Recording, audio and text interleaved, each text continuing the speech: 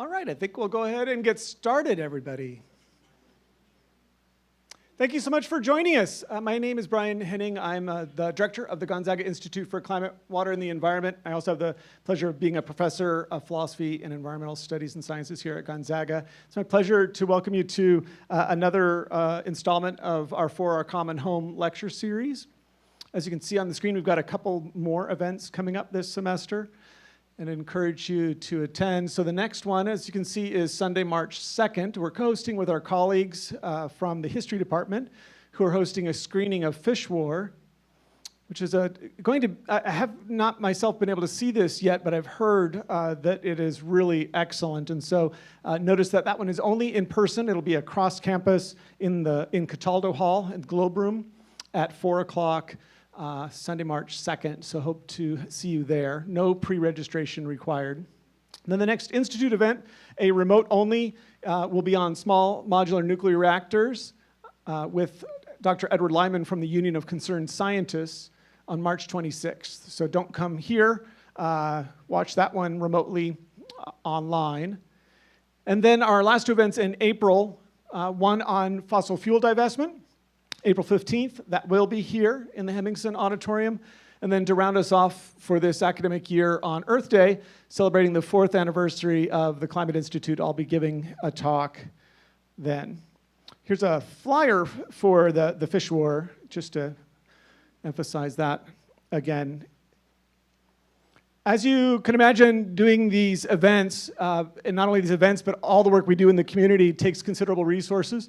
So if you find yourself in a position to be able to help us to advance our mission, to help promote the flourishing of inland Northwest lands, community, and waters, then please consider donating to that work so we can continue hosting these events, advancing climate literacy in our community, and climate resilience. And now it's my great pleasure to introduce our speaker this evening, Gopal Dayaneni. Gopal has been working for social and economic, environmental, and racial justice through organizing, campaigning, teaching, writing, speaking, and direct action since the late 1980s. Currently, Gopal teaches at San Francisco State University in the Race and Resistance Studies Department and Asian American Studies Department. He is also on the steering committee for Climate Justice Leadership Initiatives and the Certificate in Climate Change Causes, Impacts, and Solutions. He's a co-founder of Movement Generation, Justice and Ecology Project, which inspires and engages in transformative action towards the liberation and restoration of land, labor, and culture. Movement Generation is a founding member of the Climate Justice Alliance, and Gopal has served on the staff collective and is now a member of the planning committee and board and continues to work closely on Movement Generations and its diverse projects. We're really, really fortunate to have him here, and thanks to our friend Nancy Schaub, who made it possible. Really, please join me in giving a hearty Gonzaga welcome to Gopal. Thank you so much. There's going to be a technical moment here while we... Yeah, I can just get that going. Hopefully it won't show you my emails. We've all been there, I think.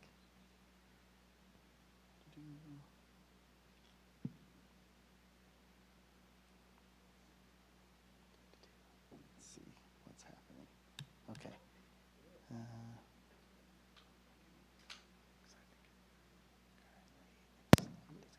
Oh, great. There you go. Looks like it did it. It was before it was open. Okay, great. Oops.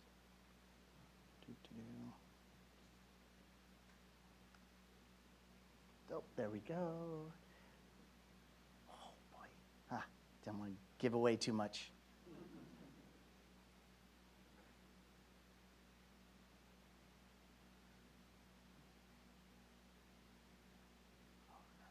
Am I in the right spot?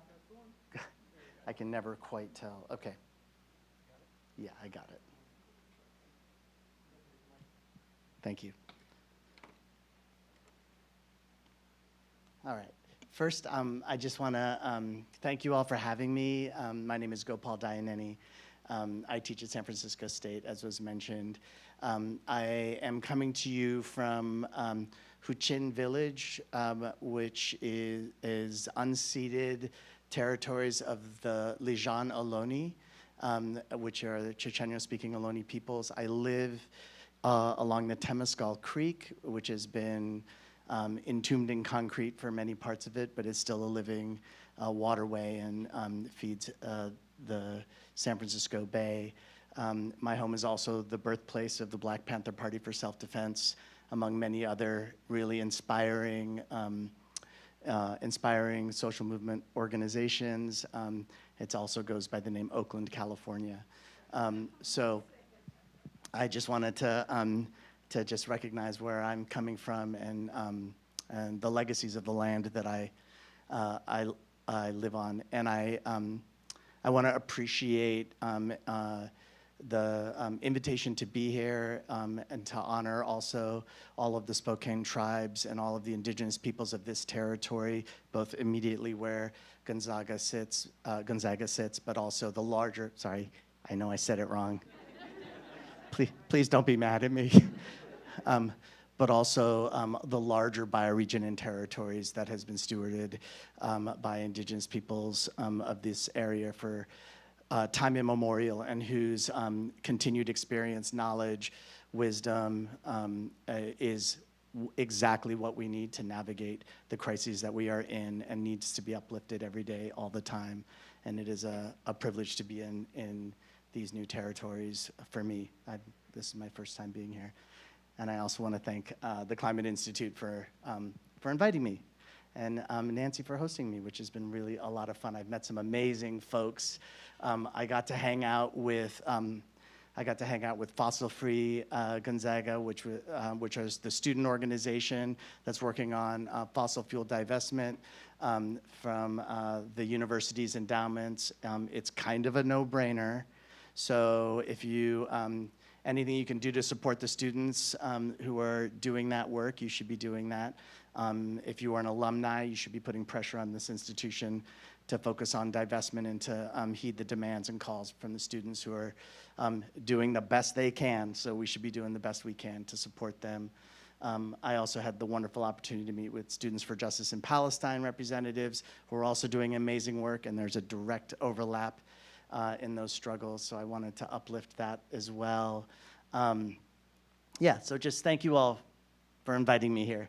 And I'm going to try to be, not talk too fast, but also be efficient so we can have good time for conversation. But I will so I'm just gonna move right into the presentation if that's okay with folks. All right. We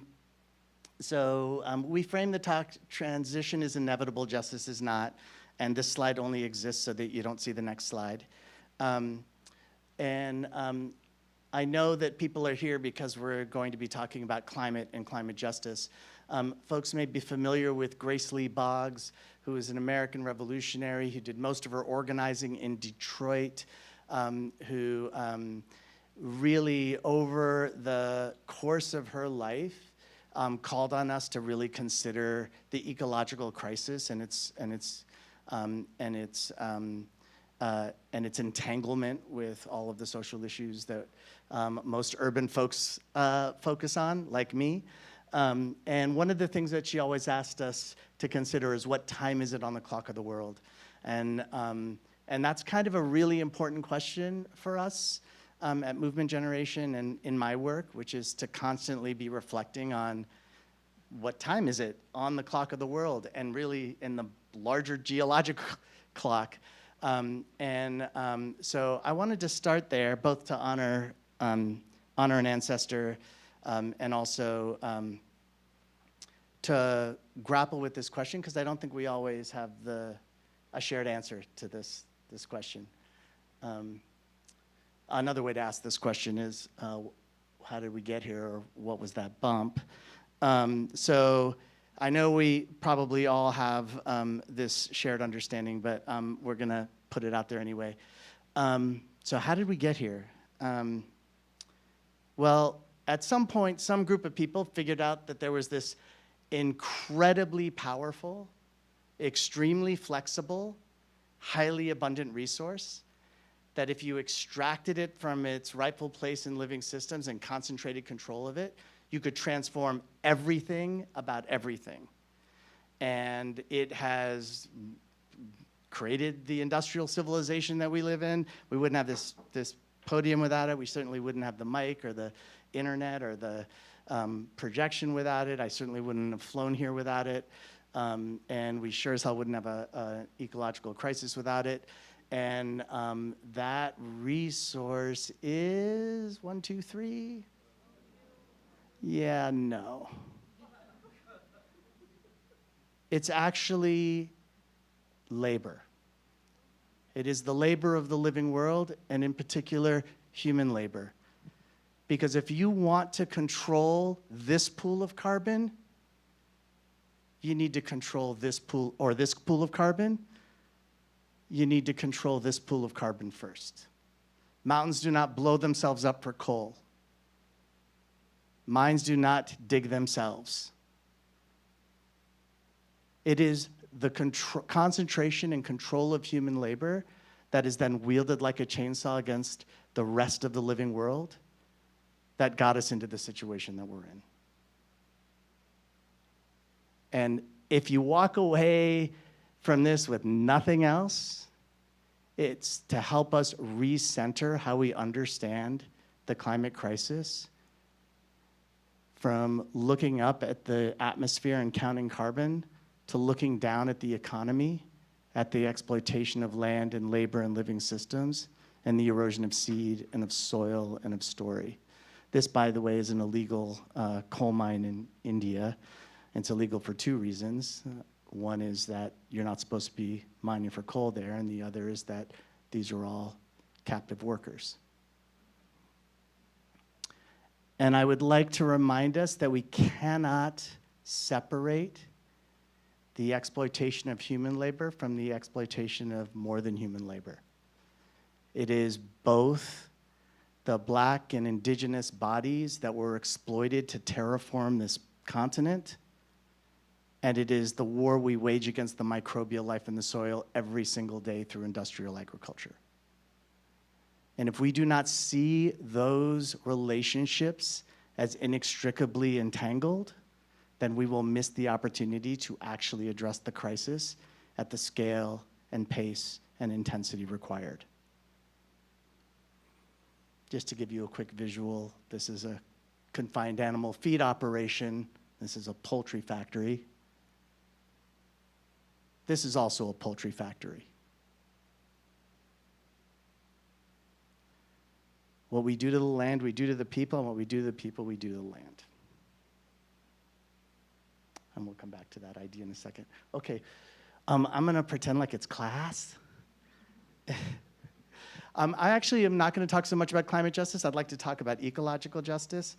I'm gonna try and do this pretty quickly. Ecology, economy, ecosystems, they all have this same little root word. Everybody knows what this word means. If you know what it means, you can shout it out. Home. Eco comes from the Greek word oikos. It means household or home.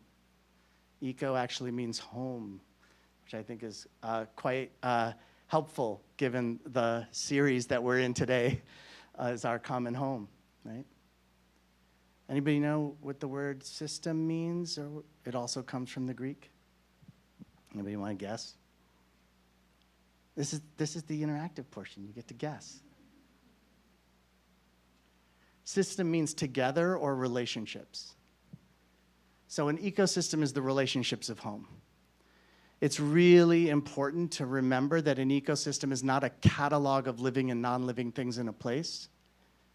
It is not a catalog of things, it is a complex of relationships. An ecosystem can be as small as a drop of water or as large as the entire planet. It just depends on where we decide to draw the boundaries of home. Right? So I'm going to invite us into a sort of ecosystems thinking way of approaching the crisis. Anybody know what economy means? Okay, how about this? I say economy and you just say whatever you want. Shout out words you associate with economy. Go ahead, just throw them out there. Oh, I hear money.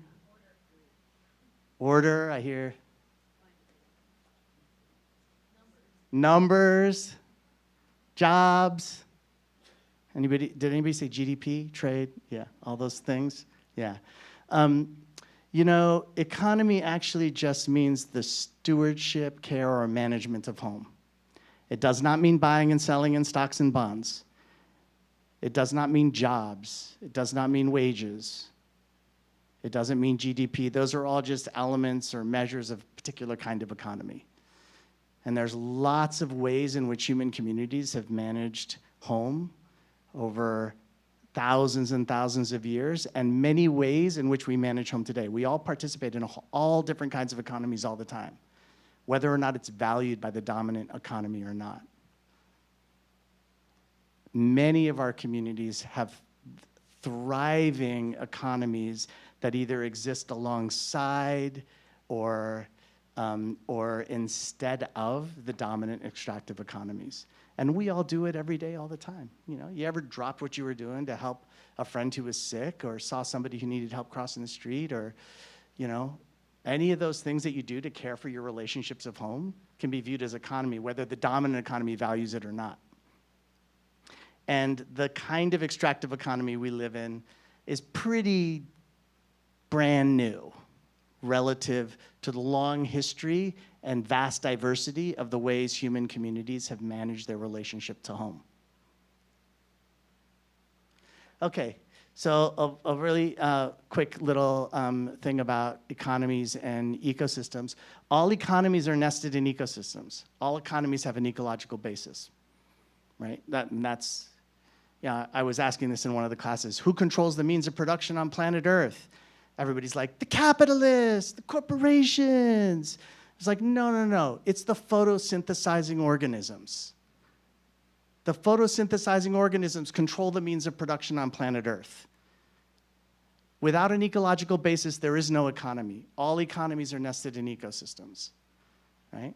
And if you globalize the economy and you mismanage home, you've globalized the ecosystem, and you know the consequences become epic, right? But all economies are nested in ecosystems, and we are all nested within economies. We only ever experience the world through the economy in which we are in, or the economies in which we are in, right? Our relationships are all mediated by the economy we're in. Whether you get to experience the soil outside of your house depends on whether the economy paved over it or not, right? I'm a big backpacker. Anybody else here really into backpacking or hiking? Or I know a bunch of people here into skiing. It seems exceptionally reckless to me. Why you would put something to reduce friction and go uncontrollably down a hill, I don't understand. It's not a thing my people do, but I get that some of you are into that. But your only way of experiencing what you might consider that beautiful, natural, wonderful wilderness world is mediated entirely by the economy. Whether you have access to get there, whether you can afford the permit, whether you can afford the gear, whether you get the backpack, whether you are an indigenous community whose land was turned into a national park for other people to enjoy. Your entire relationship to the world is mediated by the economy, right? This is why I say there's no such thing as a natural disaster. There's natural occurrences, but there's not natural disasters, right? Because a 5.0 or a 6.0 earthquake in California will rattle my dishes and wake me up in the middle of the night and maybe scare me a little bit. It might break a few things. A 5.0 earthquake or 6.0 earthquake in Bangladesh or in Afghanistan could easily collapse a sweatshop or reduce a village to rubble. The earthquake doesn't discriminate. The earthquake travels the well-worn grooves of inequality carved out by the economy. You will only ever experience the earthquake as it's mediated by the economy, and an unjust economy will unjustly distribute the consequences. And it doesn't matter if it's an earthquake or a pandemic or climate change. You will only experience it through the economy, which means that all the strategic points of intervention and all of the things we care about are actually in the economy. Okay. Which gets to another really important principle, which is if all economies are nested in ecosystems, and all economies have an ecological basis, then you cannot extract from the ecosystem faster than its capacity to regenerate and get away with it, right? This is a simple fact of finite systems. You cannot extract from a finite system faster than its capacity to regenerate, right? And of course, our system is nested in a solar system, so you're operating at the solar scale of regeneration, how the system regenerates. So there's a really, really great book that I assign to all my students. I expect everybody to read that really is about this point, and I encourage everybody, my grad students, my undergrads, I have everybody read it. So just definitely, I highly recommend it. It's called The Lorax by Dr. Seuss. Yeah. Yeah, because people think this book is actually about, you know, a children's book about yay, woohoo, there's a Lorax in the house. You know, think it's a children's book about, you know, protecting the environment or whatever, but actually, it's actually about this very principle of finite systems. If your economy is based on selling needs, which apparently everybody needs, and you chop down the truffula trees faster than they can grow back, your economy will collapse. You may be able to insulate yourself from the impacts while the brown barbaloots flee and the swoomy swans get crummies in their tummies because you're extracting the wealth from that process. But in the end, your economy will collapse, and you will just be a sad dude telling stories about everything you did wrong, right? It is a simple fact of finite systems.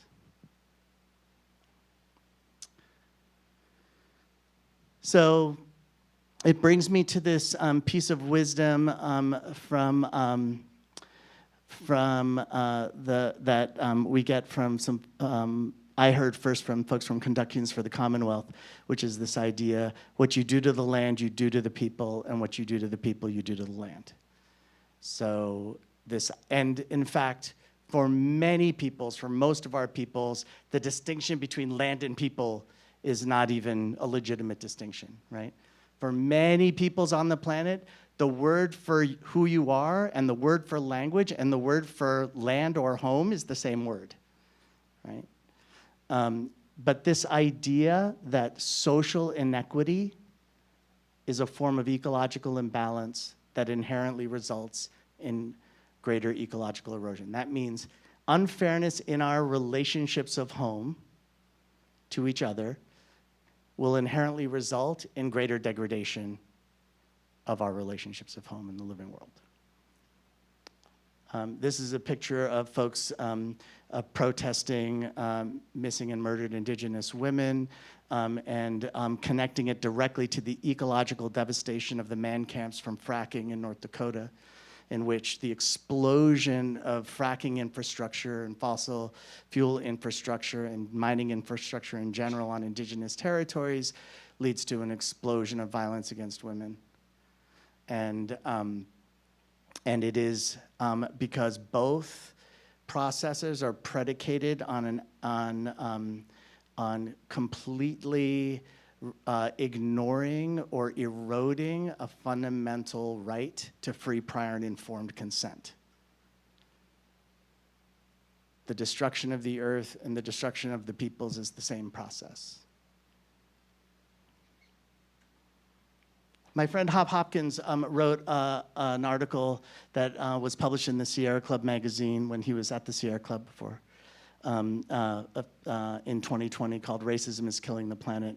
And I think he articulates it really well when he points out you can't have climate change without sacrifice zones, and you can't have sacrifice zones without disposable people, and you can't have disposable people without racism.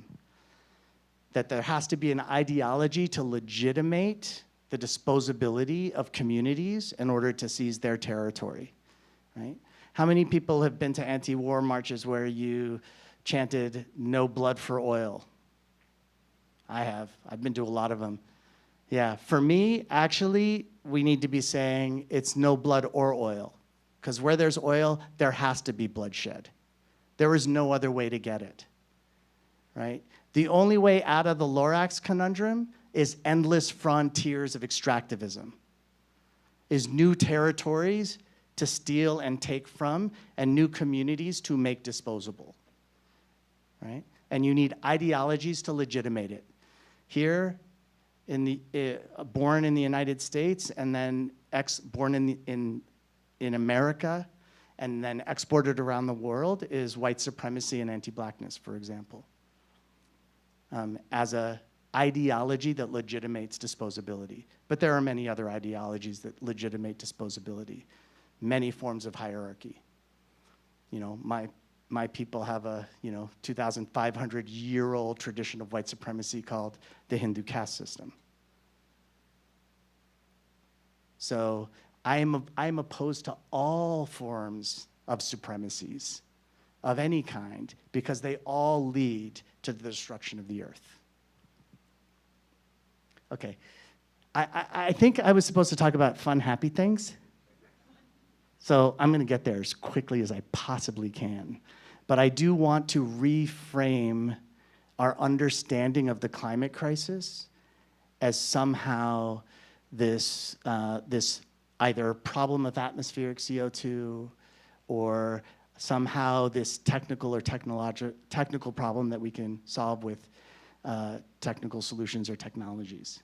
It's not. It's fundamentally a much more existential question. Okay, ecology, this one's easy. Let's all say it. Ecology is the knowledge or study of home. And I bring this up because there's this great, I'm gonna tell a quick story about a social movement. This is our images from the Chipko movement. I was worried when I saw the screen that some of my pictures would be fuzzy because it's such a ginormous screen. But these are two different images from the Chipko movement. Is anybody familiar with the Chipko movement? Wonderful, yeah. So Chipko means to embrace. We sometimes think of the Chipko movement as the first tree huggers. And it is originally, the first wave of the Chipko movement was in the 1700s when Adivasi, indigenous women in North India, protected their forest from deforestation by embracing the trees and using their bodies to defend the forest. And there was and the trees were being chopped down to run the kilns to make the bricks for this, for a castle or something. And many of them lost their lives, and then the Raj then said no more cutting down trees in that forest, so they protected their forest. Then in the 1970s, the movement reemerged to fight deforestation from globalization and industrialization that was happening again in northern India. And I bring up the Chipko movement most also because it's from South Asia, where my family is from. But their slogan, one of their slogans of the movement was ecology is permanent economy. This idea of the knowledge of our relationships of home is permanent management of our relationships of home. So they're basically the slogan of their movement was the defense of the forest is the defense of our livelihoods, it's the defense of our ways of being in the world. And this idea of ecology as permanent economy is a really important principle for me. It's another way of saying sustainability, but sustainability has become a word that I think has lost a lot of its power because what is it you're trying to sustain is the critical question. Are you trying to sustain growth? Are you trying to sustain industrial civilization? So much of the sustainability discourse is how do we continue endless industrial development without screwing up the planet? And I'm sorry to say that's we need a better answer than that kind of economy. And that answer is all around us. And my last couple of etymology things, ecology, the applied knowledge of home. My organization, Movement Generation Justice and Ecology Project, we're committed to this notion of ecological justice. And so I wanted to land this part with this word. And justice is also one of those words that has lots of different ways that it gets used and is meant. And what I want to offer as a definition of justice is from Dr. Cornel West, who says, justice is what love looks like in public. And, you know, I am not saying that to be hokey. I really believe in love as a principle of organizing. But then it begs the question, what is love? And for that, I want to lean on Bell Hooks, who became an ancestor a year and a half ago, I think, 2 years ago. Love is a combination of 6 ingredients: care, commitment, knowledge, responsibility, respect, and trust. I would also add, and I'm quite positive Bell Hooks would agree, consent. At every level, from our interpersonal interactions to the scale of our economy. Imagine if free, prior, and informed consent was a rights-based constraint on what you couldn't do. We would live in a very different world, right? What's important about Bell Hooks's conception of love is that it is not simply a feeling. It exists in action and in relationship, and in the world it is alive. And the Reverend Martin Luther King Jr. said, "Power without love is reckless and abusive, and love without power is sentimental.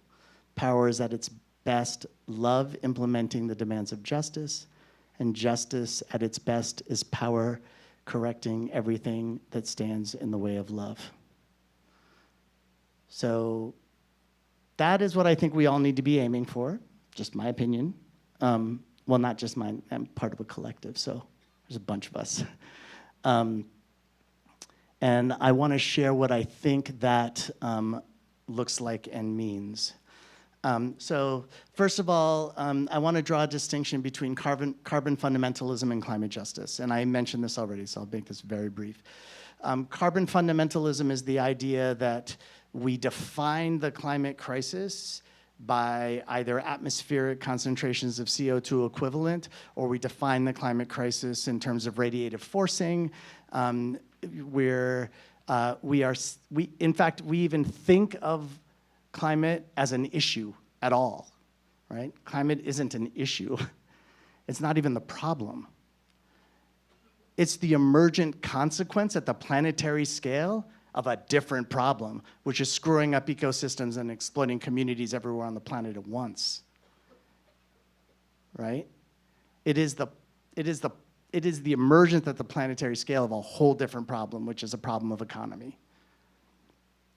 And if we think of it just in terms of this idea of the atmosphere, then we miss the opportunities to engage in what are the strategic points of intervention. And for me, those are all about relationships of power.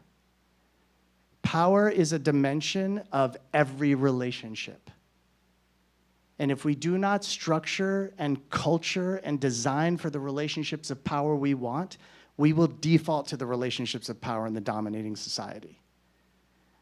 Whether that's white supremacy or patriarchy, right? Equity, love, cooperation, those are qualities of power. Power is not a thing you have or don't have. It has quality. Domination is a quality of power, right? But so is cooperation, right? Equity is a quality of power.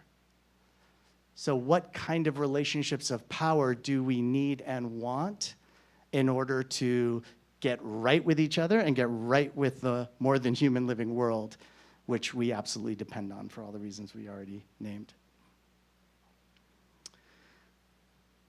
Okay, slight detour. Folks know Garrett Hardin?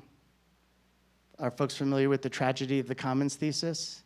Anybody ever heard of this idea? So Garrett Hardin, just so folks know, Garrett Hardin was a self-avowed Western chauvinist and white supremacist. He came up with the thesis, the tragedy of the commons, which was the idea that the rational individual will do whatever is in their own self-interest, and therefore, if the sad truth of the commons, a shared resource, is if everybody does what is reasonable, they will do what is in their own interest, and it will inherently degrade the common resource.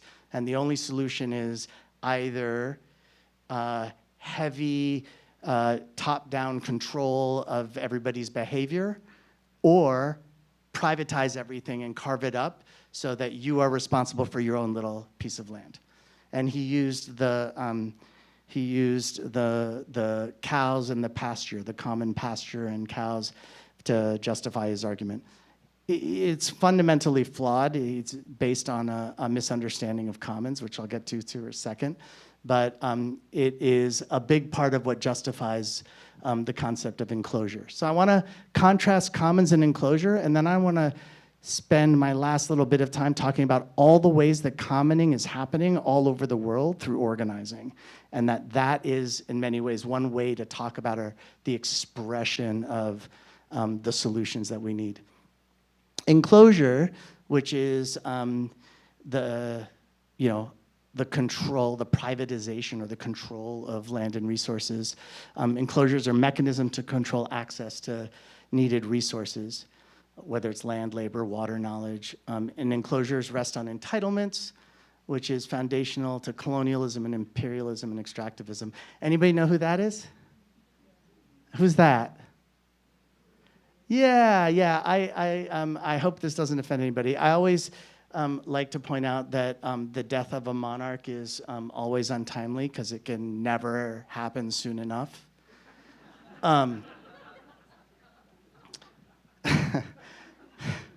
I figured I'd just throw a little something in there. Okay, couple things. There's a reason why I have the Queen of England there, which is when I say enclosures and entitlement, right? Entitlement, title, you know, when you own a piece of property, you get the title, the deed or the title. Where does that come from? It comes from the queen, it comes from the monarch being like, you are the Duke of Gonzaga, and now you get to build a hedge around what was once the commons, and it's now private. It's now yours to control. You have a fiefdom now to control, right? Like the title, the Duke, or the Duchess, or the whatever. Right? That's the title. And a very important principle about enclosures, all enclosures. All enclosures are inherently and ultimately enforced through violence. You have no way to control an enclosure except for the ability to execute on the title with violence.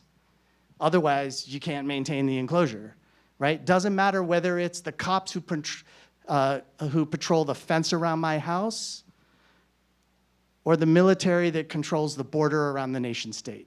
These are all enclosures that ultimately must be enforced through violence.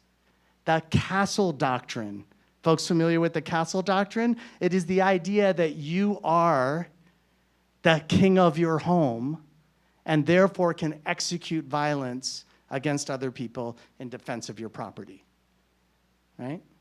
So one really important thing to know about enclosures is enclosures ultimately require violence to be enforced and maintained. There's another really important thing about enclosures. If you do a Google image search for the grass is greener on the other side of the fence, that's what comes up, which I think is a really great way of talking about the real power of enclosure. I think people think the power of enclosure is the idea that it's mine.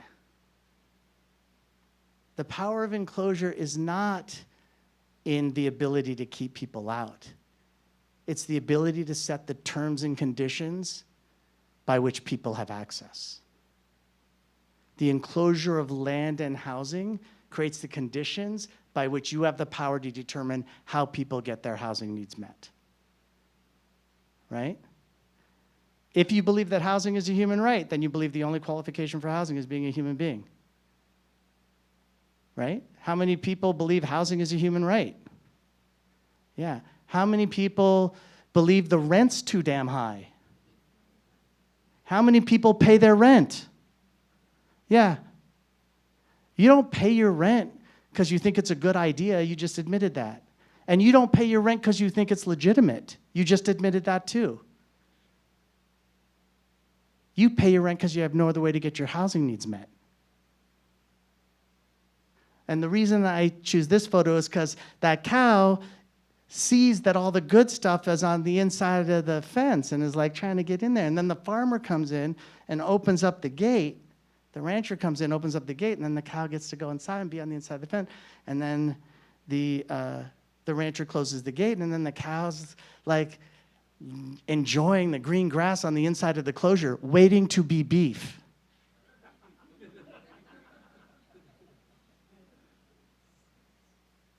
We cannot confuse access to the enclosure for the end of enclosure. Our liberation does not come from gaining access to that which has been enclosed, but by taking out the fences of enclosure altogether. You need housing, you sign a lease, you pay a rent, you get a key, you're inside the house, and now you are extracted from through rent. Right? The answer to that question is the commons of land and housing. Cooperative governance of land and housing. Which gets us to commons. Commons are actually predicated on consent. The commons refer to how we govern common pool resources, so it's important. Commons isn't the thing. Commons is the community governance mechanisms. And this is the English word for something all of our peoples have done forever, until a very recent time. So I'm using the English word of commons, but all of our peoples, whether for indigenous peoples all over the world, for all peoples going back not very far, we governed shared resources through various mechanisms of commoning. And they're far older than private property, and they're based on consent. And there's these principles of commoning that have been observed all over the world. Elinor Ostrom is won the Nobel Prize, first woman to win the Nobel Prize for economics by basically exposing the flaws of Garrett Hardin's assertion, which is still taught in MBA programs to this day, which was this idea that actually the big logical flaw of the tragedy of the commons is that the commons is not a free-for-all.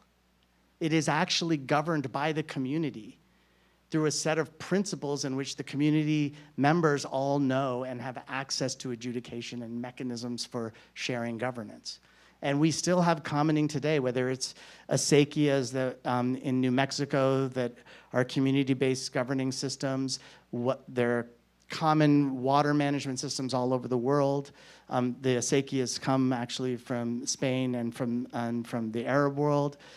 We have community-owned and controlled clean energy projects. This is Cooperative Energy Futures in Minnesota, doing essentially commons-based governance of community-owned and controlled clean energy, what we call energy democracy. And we can go on and on down the list of commoning. It's ultimately about the idea of community self-governance. So we have, where I'm from, we have the East Bay Permanent Real Estate Cooperative, which is a form of community ownership and cooperative control of land. And we've worked really hard to pass a bunch of laws and get ordinances that allow communities to cooperatively own and co-govern land and housing. In Push Buffalo in New York is an organization that's been building taking land and housing, putting it in community ownership and control through their own commoning systems and land trusts, and then creating cooperatives to help improve those homes and make them livable, and so building economy in their community. So this is in Buffalo, New York. There's time banks and mutual aid cooperatives all over the country. You probably have one here in Spokane Spokane, yeah, great, I said that one right. I got the image of the spoke in the can in my head now, which is really helpful. So these are just some local examples, local to different places. But then there's global examples.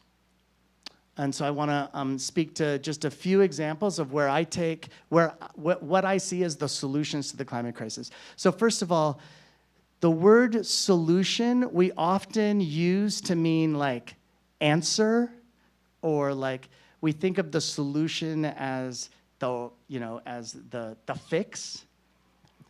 But to solve literally means to loosen. And a solution, like if anybody here is taking a chemistry class, a solution or a solvent is designed to loosen, right? And when we're dealing with super wicked problems, like the entanglement of the ecological crisis, which touches every aspect of everything, we're not gonna, we can't lie to ourselves and think there's going to be simple, singular, fixes. That kind of magical thinking makes us imagine things like solar radiation management and stratospheric aerosol injection or geoengineering schemes, or this idea that we can, quote unquote, fix the problem without actually understanding the relationships and loosening the problem in different ways that create new opportunities for intervention. So I wanna name that. And that said, I think there are right answers to most of the questions, and they are here now all around us. So for example, the global movement for food sovereignty and agroecology is a critical and strategic point of intervention in transforming the economy towards greater equity, justice, democracy, and resilience.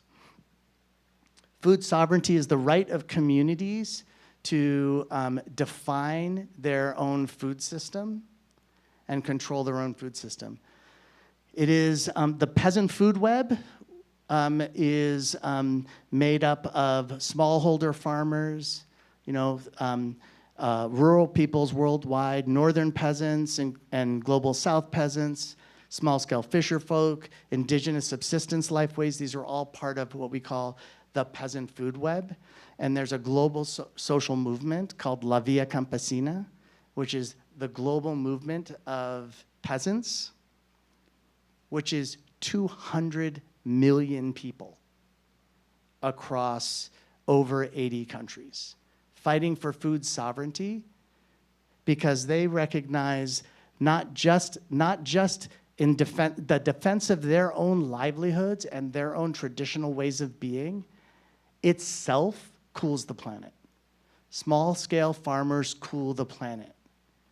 Agroecological practice, indigenous subsistence food systems return carbon to the soil and literally cool the planet, right? That's one of their slogans of La Via Campesina. And this is the idea of, the peasant food web. And we have two competing food systems. We have the industrial food chain, which doesn't actually grow food, it mines for calories. It's extractivist. And we have the peasant food web, which is deeply integrated into the living systems upon which these communities depend. And this, by the way, was the pre-existing condition. We don't need something new. We need to remember our way forward. We need to defend the livelihoods that are already solving the problem, loosening the challenge through their traditional practices, and we need to defend them against the increasing threats of the problem, which is the industrial food system, right? Industrial agriculture is a third of our global greenhouse gas emissions, conservatively speaking. This is the right answer to the question, how do we feed the planet, right? A part of this movement, I want to uplift a global alliance that, this is a global social movement. So these are people from all over the world who see themselves in common cause and who are organizing together, like La Via Campesina. So there's a relatively new alliance that started in the 1990s, the World Alliance of Mobile Indigenous Peoples. These are pastoralists. This is an alliance of peoples. These indigenous pastoralists are peoples whose traditional, thousands of years, their traditional livelihoods is the movement of their flocks, right, through their territories, and are performing an ecological function, or deeply integrating the ecology. These are pastoralists. They're not ranchers. They're not enclosing their livestock. They're moving them through the landscape. They are deeply integrated into the ecosystems in which they call home, and their lives and their lifeways are, by definition, antagonistic to borders, to borderism, to the rules of law that infringe upon their ability to see themselves as part of an ecosystem or a bioregion, because it's been fragmented with arbitrary borders, right? Bioregions are defined by permeable, flexible, ecologically and culturally defined boundaries. Nation states are defined by rigid, arbitrary, inflexible borders always enforced through violence. And when I say arbitrary, I do not mean random. I mean there are arbiters, right? So for indigenous peoples, territory is defined by boundary. For nation states are defined by borders. This is an image of Kenyan fisher folk. There was a study done in 2019 that I really like, because it's actually one of the more recent studies on commoning and its relationship to ecological integrity. Cooperation in Commons, they studied 650 fisher folk across 5 coral reefs in Kenya, and they discovered that their commoning practices, their self-governance of the fisheries, and their cooperation with each other as fisher folk, all of whom depend on these territories, their ability to do that leads to increased coral health and coral regeneration, increased fisheries, right? So they were performing through their traditional practices and their commoning practices, they were performing ecological restoration as fisher folk. That is exactly what we need, as opposed to industrial trawling with mile-long drift nets that are depleting the ocean of life, right? So the practices of fisher folk are the practices of ecological restoration, which is the practice of their right livelihood, which greatly predates the problem that has been imposed upon them.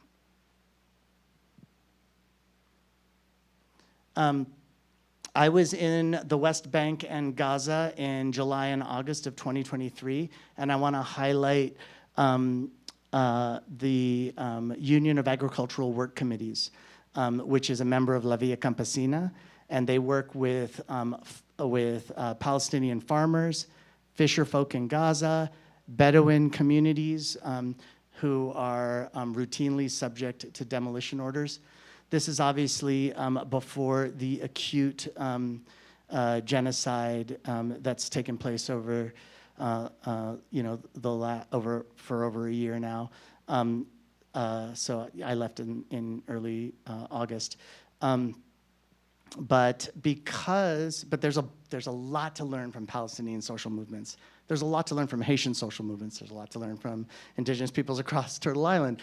There's a lot to learn from everybody. But I want to uplift the lessons I learned here, which is, so because Gaza was under a now 19-year siege, part of, and it's routinely referred to as the world's largest open-air prison. But because of that, it means nothing can come into Gaza that the Israeli state considers quote-unquote dual use. That means anything that they say could potentially be used for terrorism. So this is, Donald Trump's right about one thing. Gaza is beautiful. It is the Mediterranean. No, it should not become his fucking resort plan shit. Am I allowed to say those things? He's not allowed to do that. No. But when you are there, you are looking at the Mediterranean and you're with Gazans who are swimming in the water and appreciating this. It's a fishing community, right? And because of this dual use rule, they can't get anything to repair their boats. Nothing's coming in, no motors, no nets, no nothing. Yet, they have figured out how to use materials that they have at their disposal to repair their boats, to maintain their traditions, and to continue their fishing lifeways. And they do it through cooperation. Everybody is working on everybody's boat. And it turns out, first of all, we're evolved for cooperation. I think we all know that. But it turns out that under duress, the most efficient strategy to getting your needs met is to get everybody's needs met. Cooperation is the right answer to the question, how do we navigate the conditions of duress or the dangerous conditions? And we see this all over the world. We know this from studies of disaster moments. People actually look out for each other in moments of disaster, right? Cooperation is the most effective strategy. And so you see them doing that.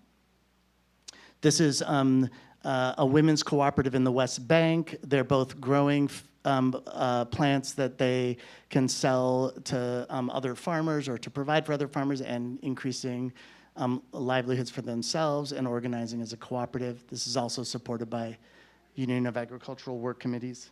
I'm gonna shut up momentarily, I promise.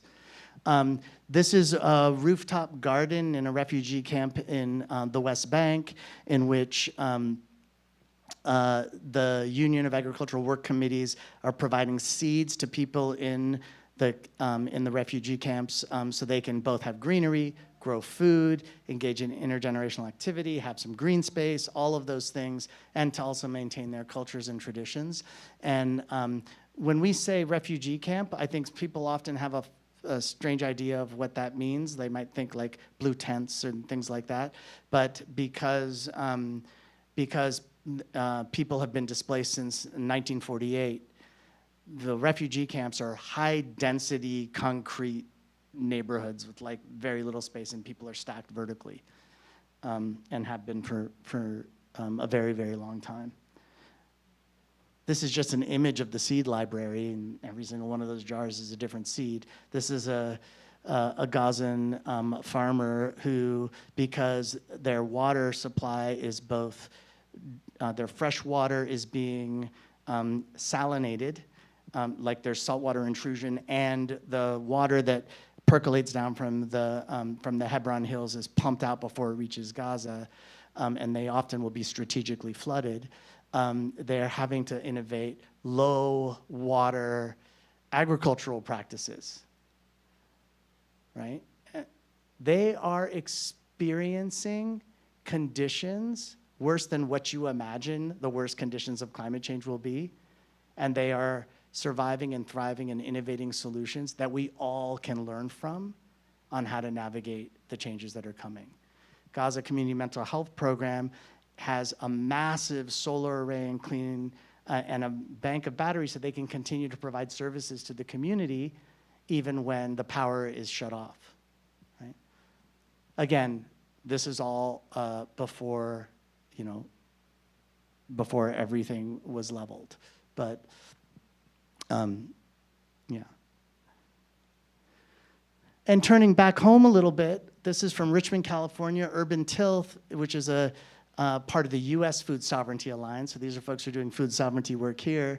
They have a community CSA program. They do food project. They have open public access. They've taken over the greenway that used to be a rail line and have turned it into a food forest for the community. And they have a community CSA, a community supported agriculture project that's a mutual aid project. So some of us who can pay more, and other people get their food needs met in the community. So it's a mutual aid method. And I can go, there's so many examples I can give you. There's Somali immigrant farmers in Maine who are creating these incredible cooperative farms to support their immigrant communities and both building livelihood and feeding people in the community, and are now providing to restaurants so building an economic base all through cooperation and food sovereignty. This is the story I'm gonna skip it, but I'll share that with you later. It's gonna wanna play it, but I'm gonna skip it. Sorry, just in the interest of time. I wanna share a little bit about a project very close to my heart. So we have an indigenous women-led land trust in the Bay Area called the Sogorea Land Trust.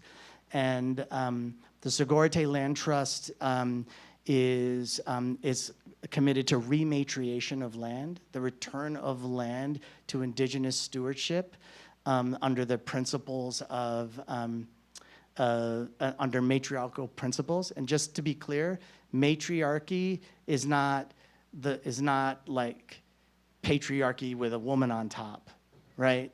Matriarchal forms of organization is an entirely different way of thinking about self-governance based on care and cooperation and multi-generational thinking. So we see matriarchal forms of community organization all over the world. It's one of the struggles of folks in the Congo Basin. Part of their resistance to cobalt mining is to bring back their matriarchal forms of governance because they see the patriarchal practices were imposed upon them through colonialism.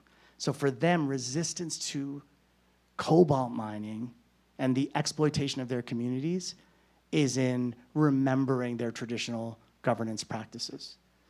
But Sogorea Land Trust is one of the ways we have a Shumi land tax, so we can pay a tax to support the land trust for those of us who live in the Bay Area.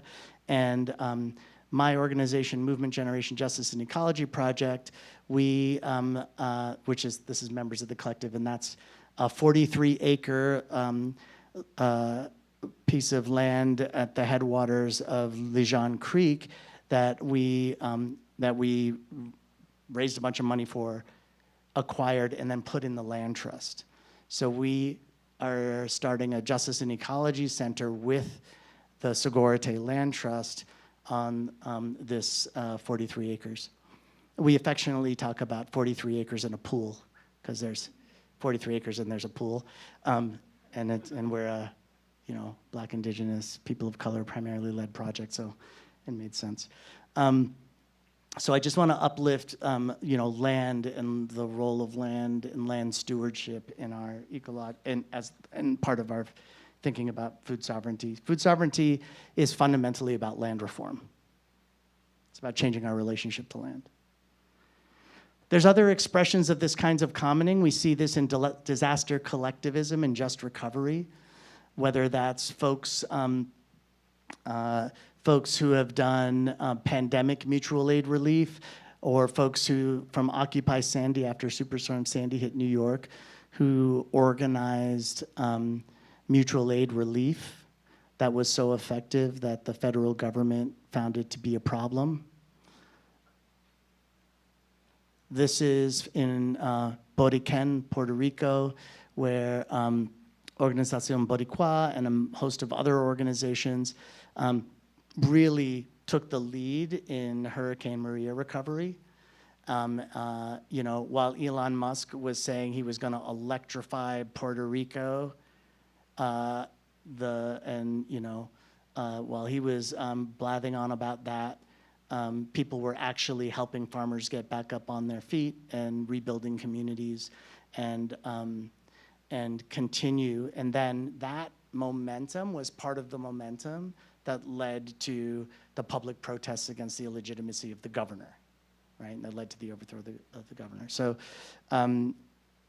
So I see disaster collectivism, Disaster capitalism, Naomi Klein writes about disaster capitalism and the shock doctrine, the idea that corporations come in and they have a plan to privatize everything in the face of disaster. Well, there's also a movement for disaster collectivism and just recovery for people who are self-organizing relief to be able to both build power in their community and address the social and ecological well-being of the community. I want to contest the idea that the solution to our energy problem is clean energy. It's not clean energy, it's energy democracy. If our path to clean energy is BP solar, we're screwed. We don't simply need to decarbonize our energy, we need to democratize it. We need to democratize it, meaning the form of governance. We need to decentralize it, meaning the scale of governance needs to be a lot smaller. We need our energy to be distributed, not large mega generation, but distributed generation. We certainly need to damper down our consumption, right? Like, we need to do all, and we absolutely need to decommodify our energy. That's the path to the energy solution. It's not, if we just obsess about the technology, we miss the opportunity to actually build equity, justice, and democracy and how we make that transition. Just the energy transition alone. You could say the same thing about food. You could say this, same thing about pretty much anything, healthcare. We can go on and on down the list. So again, community-owned and controlled clean energy projects, cooperative community energy. Yes, there are contradictions. We can all talk about all of the problems of solar and all the problems of wind and all the problems of everything. But what we're fundamentally trying to intervene in is the unjust relationships of power, and figuring out how to navigate those contradictions with that kind of a moral compass is really the thing that I'm calling on us to do, as opposed to thinking we're gonna solar our way out of the crisis. It's not simple, it's just not that. If we still maintain extractive relationships, it's not gonna get us where we need to be. This is from Cannonball and the Standing Rock Sioux Reservation. After Standing Rock, Cody Two Bears, who's with Indigenous Energy, started putting together this organization to both build clean energy in their community, but also to support other indigenous communities in creating energy independence, true energy independence, energy sovereignty, we can call it. Indigenous Energy and Cooperative Energy Futures are two members of People Solar Energy Fund, which is a finance mechanism, a cooperative of organizations supporting clean energy development that is community owned and controlled. And there's lots of other examples of that. The last thing I want to lift up, and there's some folks here who have been involved in Seed Commons, but going back to enclosures for a second, I want to name that we used to say that the enclosure of land is like the mother of all enclosures, or the dominant enclosure was the enclosure of land, but now it's actually the enclosure of capital. The enclosure of capital through dominant finance is the enabling enclosure of all other enclosures, right? I jokingly say we're under lock and keys, but it's just like a esoteric little joke. At least somebody thought that was funny. So what does it mean to create commons of capital? And first of all, let's just be clear. Capital is just a degraded form of clean air, healthy soil, fresh water, and our time in relationships. It's just a degraded form of that. And if we want to restore our labor, like the first rule of ecological restoration is the restoration of our labor back into right relationship with living systems. That's the lesson I learned from global social movements. That's the lesson I learned from indigenous peoples. That's the lesson I learned from fisher folk in my community. Like, It is the restoration of our labor into right relationship with each other in the living world. That is the first rule of ecological restoration. And to do that, to navigate the contradictions of the world we're in, we need to figure out ways to take control of capital that isn't at the whims of the financial institutions that currently enclose it. And so several years ago, we started to build something called the Seed Commons, which is a financial cooperative to create commons of capital, local, community-owned and controlled revolving loan funds that are based on principles of non-extractive lending. And these are just a couple of examples of projects that we've supported. Earthbound Building on the East Coast, which is a primarily Black-owned and led ecological building, ecological construction company. And the top picture, that's actually me putting in the floors, or taking out the old floors, at Rich City Rides Bike and Skate Shop in Richmond, California, which is another one of our loan funds, is in Cooperation Richmond. And the idea that we can actually have principles of lending that aren't based on extractivism, but that are actually based on cooperation, community care, what we call debt subordination. I won't get into all the details of that now. But the idea is, if you want to, like why is someone who works on climate justice working on cooperatives, right? Like, for me, it's all the same thing. You want to build a resilient community, it needs to be a permanently organized community. If you want to implode an empire, you have to become ungovernable. And the most effective way to be ungovernable is to effectively self-govern.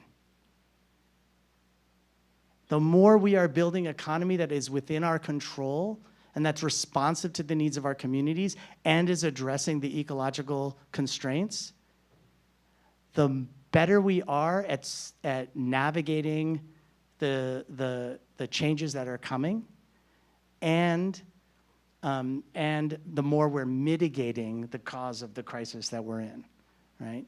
So it is the path to dealing with the ecological crisis. It is about transforming the very nature of economy. And people are doing it everywhere all the time. It's all around us all the time. People think that, this is my last slide. People think that climate justice is like a win-win. Like, oh, we can address the climate crisis and we can address social justice problems. Like, it's a win-win, like you've heard green jobs is a good example. I want to impress upon you the idea that climate justice is not a win-win. It is the only way to win. It is in the injustice that we got here. And it is only through grappling with the injustice that we will elegantly backpedal our way out of this situation, right? And that takes organizing. That's all about community organizing, right? Because we actually can be everywhere at once, right? Communities are shutting down coal-fired power plants all across this country. They're not doing it because they're freaked out about the climate crisis. They're doing it because they care about the health of their children. There hasn't been a mass waste incinerator built in the United States in decades.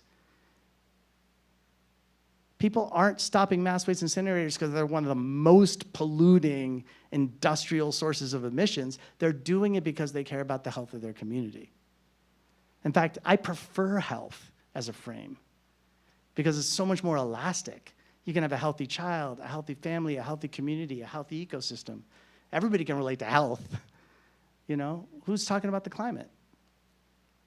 And obviously there are communities who are on the front lines of the climate crisis today, every day, all the time. But the problem with the way we have talked about climate is it doesn't include everyone, and it doesn't see the underlying systemic drivers, right? If you are displaced from your home because of sea level rise, you are a climate refugee. If you are displaced from your home because of a global a global economic regime that kicked you off of your land and forced you into a city and then shut down that factory, and you did what all living things do under duress, you migrate to where the conditions are more conducive to making life, you're not a climate refugee. We're creating distinctions that are inaccurate to the situation, right? So yeah. And then the last thing is this idea that I think, so two things. Transition is inevitable, justice is not. When we imagine climate change, when we project it out into the future, we often project out with it. We imagine it playing out in the world we're in today, which I find very interesting. Here's what I mean. Like, there are things about the climate crisis that changes that are coming that we cannot stop. I mean, we could shut everything off today and sea level's still gonna rise, right? We all know this. The planet's still gonna keep warming for a while, right? There are things about the crisis that we cannot change, but we can change everything about how we experience those changes. Everything we do to make the world more just and equitable changes how we will experience the unfolding future. It will both be the path to mitigating the climate crisis, and it is the path to navigating that future better together, right? I don't know a better way to say that. It's the equitable distribution of the suffering that makes it not suffering anymore.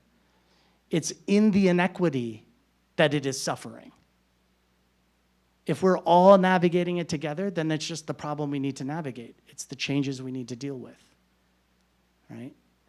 But it's in the inequity that it becomes suffering. So, and the last thing on the transition piece is we're all just navigating contradictions. Transition is always in part the process of navigating contradictions. And you need two things to navigate contradictions well. You need a finely tuned and regularly maintained moral compass, and you need a community of practice. You need a community of people who care enough about you to support you on that journey and to help you course correct, right? Because if being a better person was as simple as an act of will, I'd be a way better person by now. It takes people who care enough about you to support you in being the people you want to be. And that is fundamentally what organizing is. It's building communities of care with power. And that is the path for us. Okay, now I will shut up.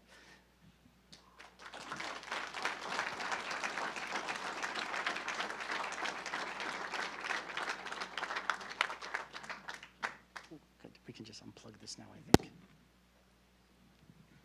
Thank you so much. I'd love to start with... I went way long. It was good stuff, though. I was hoping some of the students might want to start off with questions. If I can figure out how to turn this screen off. Is that my fault? 1 second. It's probably my fault. Okay. While you're thinking, students in particular, because I'm going to turn to you first and then to the rest of the audience, but to start off, do you think, in fact, though, that transition is inevitable? So just the starting premise is that it's inevitable, but you don't necessarily argue for it. Argue for it. Well, transition is inevitable. Yeah. Yeah. What if it's not? What if we just go right off the cliff? Oh, no. Well, that's a transition. Okay. Well, it's just, I mean, what is transition? We are in a planetary regime change, okay? That's happening. And what it looks like and how it looks. Collapse is part of transition. Okay. The question is what's collapsing? Gotcha. Right? So we are in a period of catastrophic collapse of biodiversity and cultural diversity, biocultural diversity, which go hand in hand, right? And we can't, those are things that we don't, that's a transition we don't want. And we need to protect the parts, and we need to defend the lands, and we need to support the communities. But change is here. Transition is inevitable. We do nothing, everything changes. We do everything that we need to do, everything still changes, right? So When we say transition is inevitable, that's what we mean. The justice is not inevitable, and that's the thing. Like, how we navigate that transition is the real question for me. So change, not necessarily progress. Yeah, exactly. Yeah. Yeah. Excellent. All right. And transition isn't like, Good I don't or even bad, like the necessarily. words transition because it sounds like we're on this smooth glide path to a better future, which is just not how it's going It's to your play out. word. I know. I don't like just transition, even though we use that phrase a Yeah. lot in our work, because it implies something easy, Right. when in fact it is not. Well said. Any students want to start us off with a question? Otherwise, I'm just going to have to turn to some of our students in the front row here who work for the Institute, and I can be, yes. If you would mention your name and your major. Hello, I'm Leah, and I'm an environmental science major. It's awesome, by the way. Oh, thank you. So is Gopal. I've been talking in a lot of my classes about how to engage the other and deal with polarization in America specifically. And I'm wondering if you have any advice on how to include community or folks who do think that science and technology is the way out of this crisis in this conversation about commons and injustice, because there's people that I know, there's people that I will talk to that aren't going to believe that it's racism and injustice that's causing the climate crisis. But I think, I'm hoping maybe there's room for compromise or like dialogue or shared discussion between those groups. Yeah, that's a great question.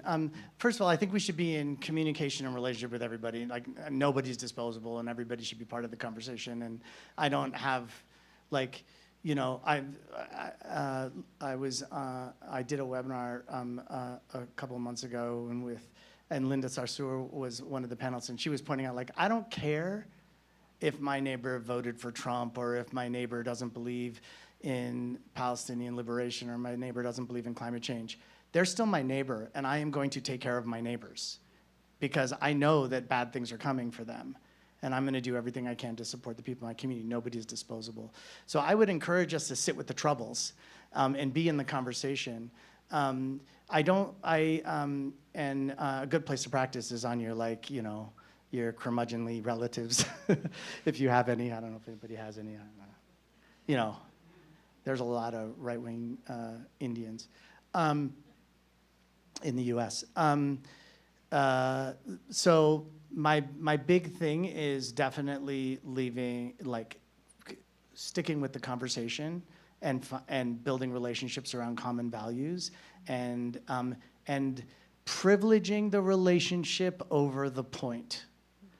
I believe it's all about relationships are everything. Now, what I don't want you to do is not say what you really believe. So I try to draw a distinction between message and messaging. The message is what I want to communicate. The messaging is how I'm going to communicate it to different audiences, right? And so I don't change my message, but I might change the way I communicate it to meet people where they're at. And I think one of the first rules of organizing is meet people where they're at. And if you feel like you really want to argue with them, ask a question.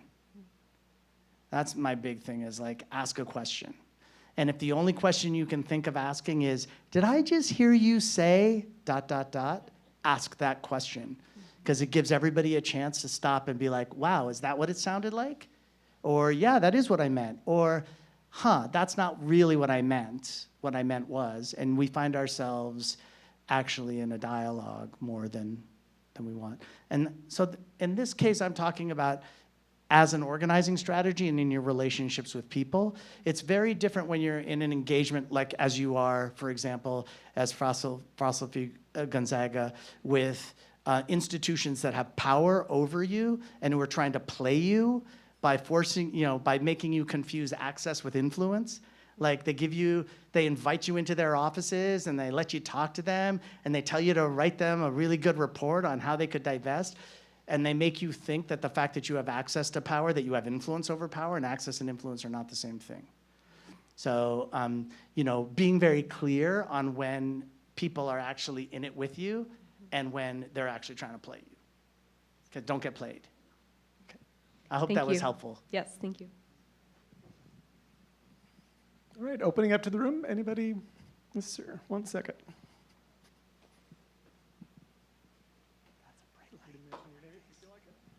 Name is Jim Sullivan, just a resident of Spokane Valley.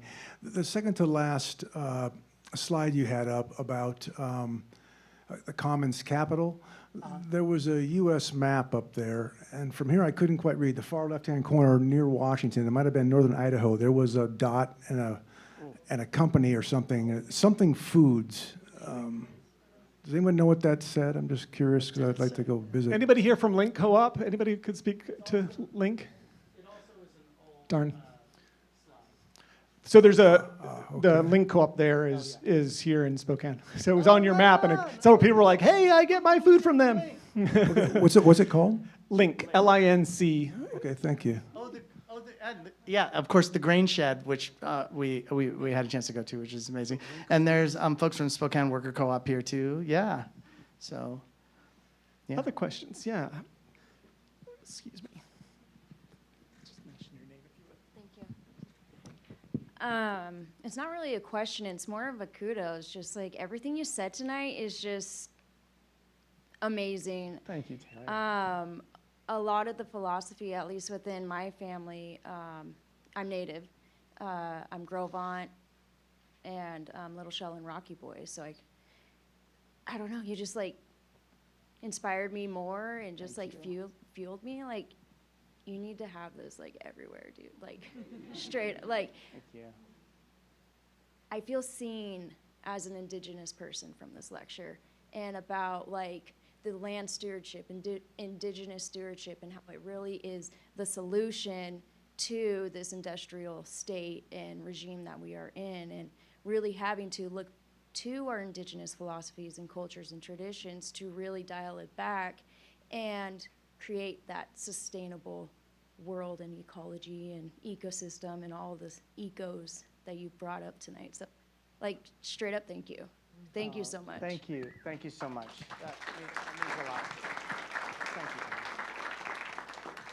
Thank you. And your work on language revitalization is so inspiring and just really amazing. And I'm super excited to see that, grow. Iskuisai ai and chakin sukana kilnath and Pasquaus, Metau, and Tiak. My name's John Cyrus. I'm from the Cabo Confederated Tribes, and I want to echo what this message is coming through. The language that you're using and how you describe the positions that we're in as human people, coming from our Indigenous view, our mindset. We belong to the land. We have responsibilities to take care of those gifts that give to us. We have that. That's the relationship. You were talking about relationships. So I'm just so thankful for how you phrase those. I'm going to try to find a way to work that in to presentations that I have dealing with fish passage, getting fish over dams. All these arbitrary systems were placed upon our land, on our relationships with the land, and that's where I think the way you described it, I think is going to provide us better tools to interact with our community members that may not agree with us. They just want to hold on tight to that illusion that, if we use technology or we use capitalism, it's going to make life easier for us. Some of our basic tenets is we start off, life is hard. That's just, we need to deal with that. And then as an Indigenous person, as a Skalu, we have to be a part of that system that is in place, that is a gift from the Creator for us. That those roots, those salmon that return, it's always replenishing. If we do our job right, and that we're responsible, we don't take more than we need. We work together at those fisheries, at those fields. It will always come back, and there's a relationship inherent in that. So I thank you for your language. Thank you for coming, and I appreciate it.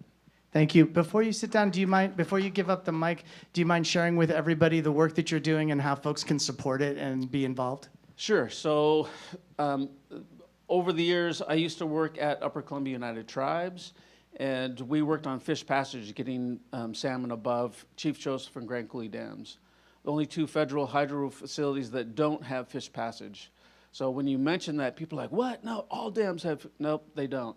They're the two dams, and they're the most, in terms of power production, they're the lever in the entire federal energy power system.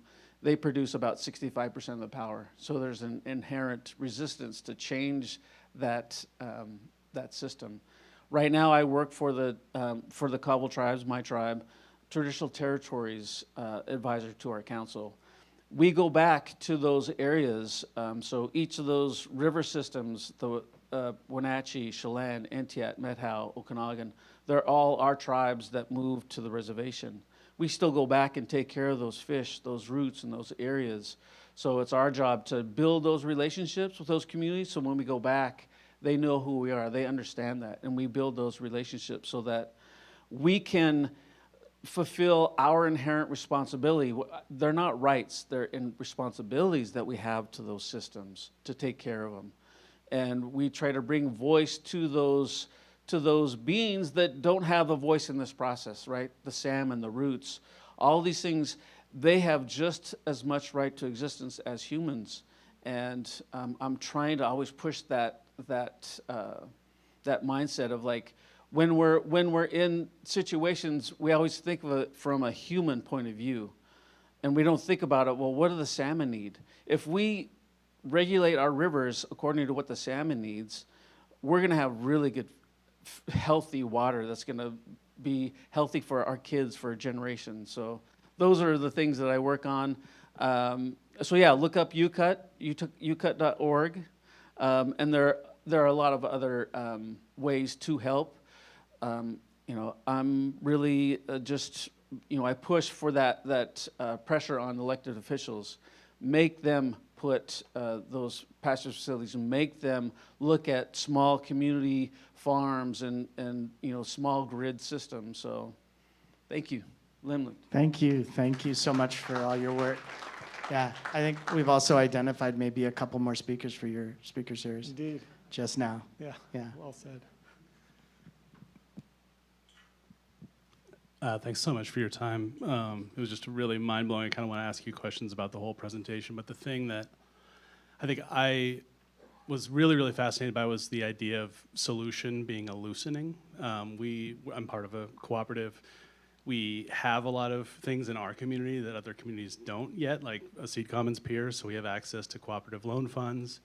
We have access to, you know, people of conscience who will give money, and, you know, and we don't have we have land trusts that aren't really operating in the way that I think you intend land trust to work. Despite all of that, everything feels so tight. Like the thing we're trying to build is just a minuscule speck in even the local economy. And that enclosure you were talking about, I'm a journalist by trade, and to do a story about a freeway that displaced a bunch of housing, I had a journalist friend of mine, a data journalist, scrape our local assessor for all of our property records to see how many homes were knocked down to build this freeway. There are 250,000 parcels of land in Spokane County, just Spokane County. And so that's like this hyper enclosure far beyond whatever was, you know, when we were talking about the enclosure of England. And then this, even for, you know, communities like ours that have access to capital, is there access to the technical assistance to like actually figure out how to do these things? You know, especially cooperative economies are so not well known in America. So I guess I'm just curious to get your thoughts and just have you elaborate a little bit on this idea of solutions being a loosening. Like everything we're doing, we're trying to do our absolute best to do it, and we feel so close to the edge of failure every second. And so what does it look like for communities to sort of invite or kind of cultivate the loosening you're talking about to allow for the possibility of other solutions to sort of flow in? Okay, that was not really a fair question. So, you know, if anybody had the right answer, we wouldn't be here. But so first, I don't want to, I do want to inspire, as in to breathe into, literally. But I also don't want to create false fantasies about what it really takes.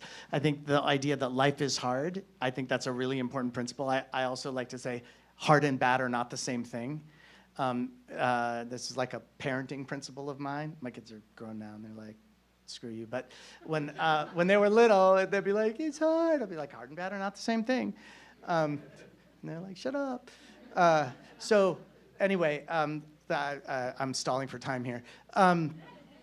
So I think there's a couple of really important things, which is to remember to think about our goals and our activities, the work that we're doing, not just to channel my comrades from Occidental Arts and Ecology Center, to not just think about them in terms of nouns, but in terms of verbs. So first of all, the future arrives unevenly. Like, it's not the case that we're going to be able to see clearly some linear trajectory of progress. That's the old materialist view of how change happens. It's not going to be like that. It's going to be the ways in which we are organizing with each other, the lessons we're learning, the relationships we're building, sometimes the subtle shifts in power, sometimes that are preparing us for rapidly changing conditions that will create new opportunities that we may be able to enter into, or that may foreclose on something that we were doing. It is a long journey. The challenge, I think, this is just a self-criticism for the left. We have had an organizing model up for generations now that's based on the idea of both incrementalism and that there is infinite elasticity in the existing systems and structures to give us what we want.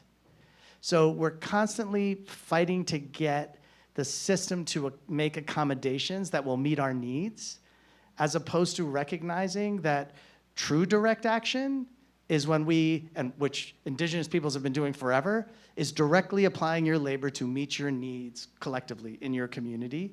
And that's a different kind of building of power. So it is, it's grueling and it's hard, and we're constantly hit with these, it's like right now, it's like everybody's overwhelmed with the constant barrage of, fascist shitbaggery. But I'm sorry. But we also need to not give up on the deep organizing that's not just about winning a thing, but actually building different kinds of relationships and institutions and power amongst ourselves. And it will happen unevenly. We're gonna make mistakes, right? And hopefully we're making new and different mistakes every time. And then the other big thing I wanna say is I really believe in translocalism. I really believe in, I believe in autonomous, place-based organizing based on your local conditions with your local goals.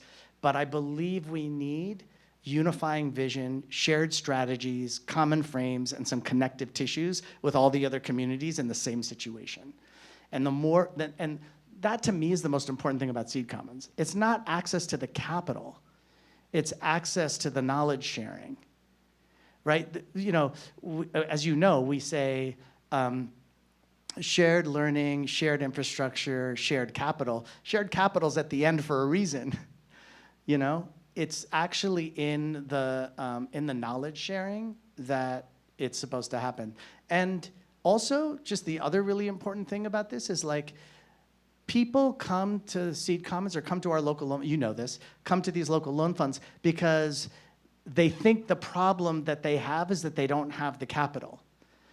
But good non-extractive lending creates the conditions by which people actually, the problem is almost never that. The problem is our inability to self-govern. We got very little practice in self-governing well, right? And so what we should be doing, it is the case that debt subordination is supposed to structure in the conditions by which the loan fund only succeeds if the technical assistance is provided. Because you're only paying back through surplus sharing, so that means the loan fund fails if the projects aren't successful, right? And that means what it really is a bait and switch. You think you're getting money, what you're really getting is technical assistance, and or what you should be getting. And we should be sharing those capacities and resources because we are way bigger than we realize. So for me, that's a really important thing. Like, the strategy here is, what does it mean to build not resilient communities, both ecologically, but also permanently organized communities, where we're not just building power to win a thing from the existing dominant power holders, but we're actually building power in our own institutions and our own relationships in our own communities. And I know that doesn't answer your question. Yeah, it's really stressful and hard all the time. It's stressful and hard all the time. And you know, that's the one thing we have. We can be everywhere all the time at once. I know, you're standing here because I'm done. The last thing I'm gonna say, last thing I promise. The scale of the problem does not dictate the scale of the solutions. When we talk about the climate crisis, we're always talking about it at the planetary scale, which evokes in the imagination something that you can't do anything about, or drives you to think that the UN's gonna solve the problem, or drives you to think that we're gonna geoengineer our way out of the situation. The scale of the problem does not dictate the scale of the solutions. The trick is aggregating all of the solutions to the scale of the problem. And that requires organizing. The one thing we can do is be organized everywhere in every community if we are prepared to do it. Because there's nothing you're not gonna do anything about the climate crisis by yourself. So you can put away your bamboo forks. But there is absolutely nothing you cannot do about the climate crisis if you do not get organized in your community. Because that's where all the strategic points of intervention are. Now I will shut up. What a great way, except for the very last bit, to end. Thank you so much for being here with us tonight. This was just a fantastic event. As you can tell, part of the theme of this lecture series is trying to figure out exactly what is the problem we're trying to solve. And we can't have solutions without understanding the problem. And this has been a really helpful contribution to that ongoing conversation. Exactly what are the problems we're trying to solve, and realizing that they're quite complicated. So thank you very much again for sharing. Just as a reminder, we do also have a couple more events coming up. And so please do consider, if you're local, come to the screening of Fish War across campus in person. And then we have several other great events. Thank you so much. Safe travels, and see you again soon.